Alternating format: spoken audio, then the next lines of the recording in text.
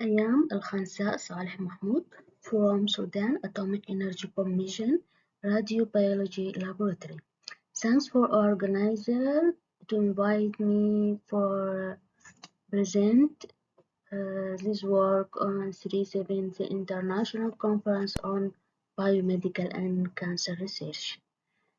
Presentation title on phosphorylation P15C status in cancer patients undergoing radiotherapy as second-line treatment after chemotherapy and/or surgery. Introduction. Radiotherapy is an important option for cancer treatment. Certain cells can develop radioresistance, which affect radiotherapeutic efficacy. The development of radioresistance is related to the genetic and epigenetic of cells regulation. Internal radiosensitivity is individually in radiation oncology depends on the genetic background and anti-cancer treatment plan for each patient. Radioresistance is a medical problem issue recognized as tumor cell recurrence after radiotherapy. Tumor cell usually self-renewal or proliferation. Then after radiotherapy, proliferation stop. But in case of radioresistance, tumor recurrence again for renewal themselves, cell renewal themselves, and cause it radio resistance condition. Then protein expression is one of markers can indicate ionizing radiation response, such as P15C. Tumor suppressor P15C has a role in apoptosis and cancer treatment response. P15C is phosphorylated in response to ionizing radiation by kinase of the ataxia-telangiectasia mutation.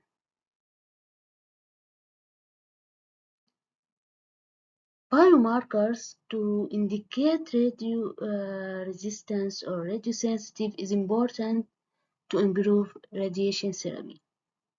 However, protein expression may be one of the methods that can be used for monitoring radiation response. Then,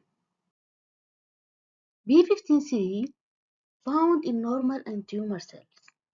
It is found in low level in normal cells and high levels in tumor cells. Upon its activation, B15C triggers numerous cellular responses, including cell cycle arrest, genetic integrity, and apoptosis. This figure explains the effect of ionizing radiation on B15C via ATM. Also, gamma H2AX, this histone, stimulated by ionizing radiation upon DNA damage carried by ionizing radiation. Then B15C have a role through several numbers of genes activation due to ionizing radiation response. Then the effect targeted cell cycle or SIPS stress induced premature senescence and apoptosis. The aim of this study was to detect the DNA damage response in cancer patients before and after radiation therapy through measurements the expression levels of phosphorylated P15C.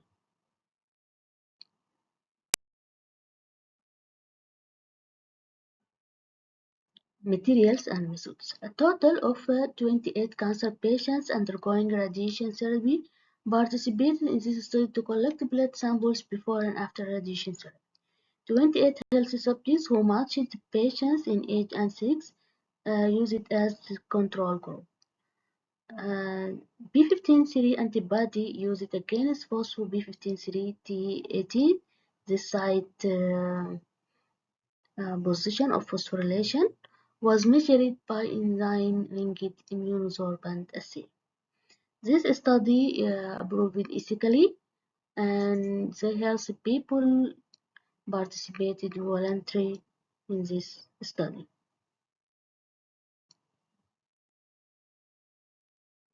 Results showed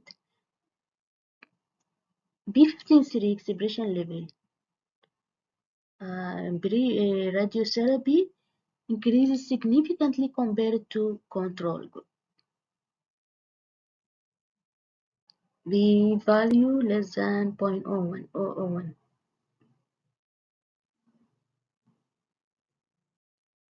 While post-radiotherapy and pre-radiotherapy didn't show any significant difference in the expression levels of B15-3.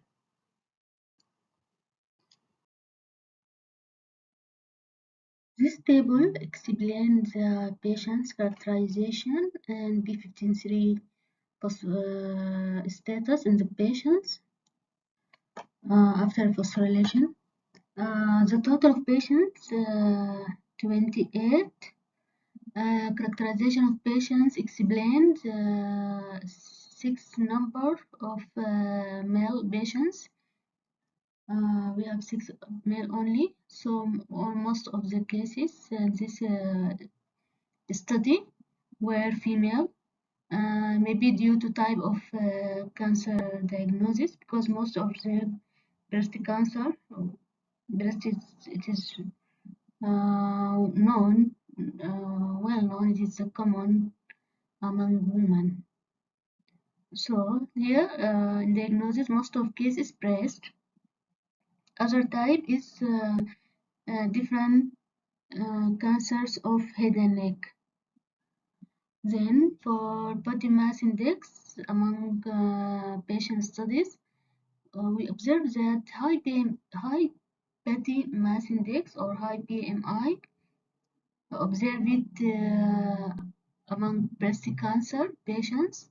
The median of BMI was 30, while head and neck cancer showed BMI in normal range. It was 23. For B15-3 expression, pre and post radiotherapy, or this is optical density for expression. 21 patients showed increased level after radiotherapy or post radiotherapy. For example, here 0.659 after radiotherapy, 0.696, 0.578, 0.618, and so on. While 8 patients only showed decrease in the level after radiotherapy, for example, 0.678, 0.655.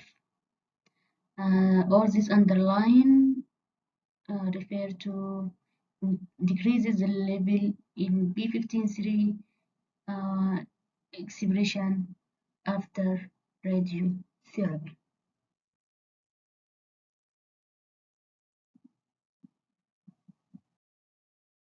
Usually, when ionizing radiation targeted DNA damage, targeted double-strand break through DNA damage, B15-3 activation and then increased B15-3 levels.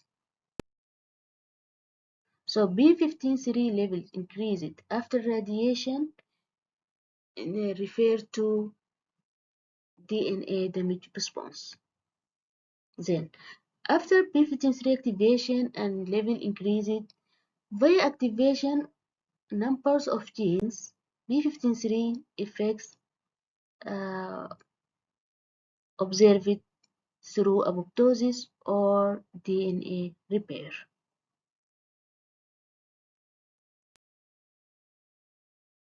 Conclusion. Measurements of phosphorylated B15-3 can be considered a predictive marker for cancer such as breast, head and neck cancer.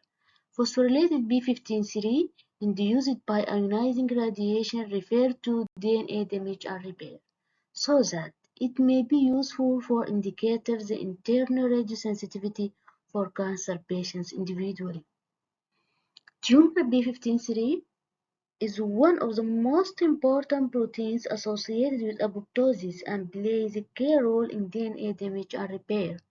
It can be measured through p15-3 antibodies in blood serum. Summary and recommendation. Biomarker development is important for monitoring radiosensitivity in cancer patients to improve radiotherapy. The nuclear proteins that can be stimulated by radiation such as p15-3 and/or gamma-H2X, which can be measured as plasma proteins in blood serum, are useful in cancer patients for following reasons. Samples can be easily collected from the patients. Tests can be performed quickly and inexpensively in clinical laboratory. Various techniques for measuring protein levels in patient blood samples are accurate, such as ELISA.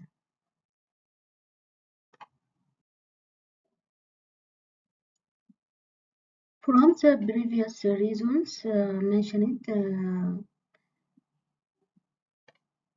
biomarkers strongly recommended for monitoring cancer patients under radiotherapy to improve radiotherapy.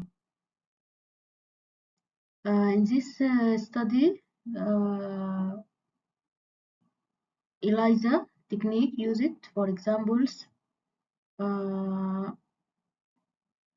first step, blood venous sample collection, sample preparation through centrifuge, either serum or plasma, because antibody can measure in both serum and plasma.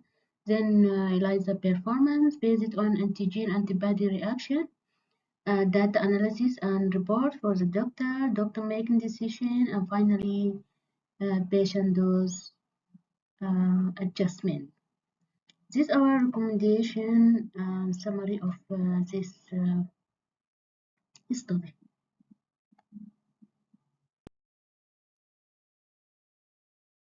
Thank you.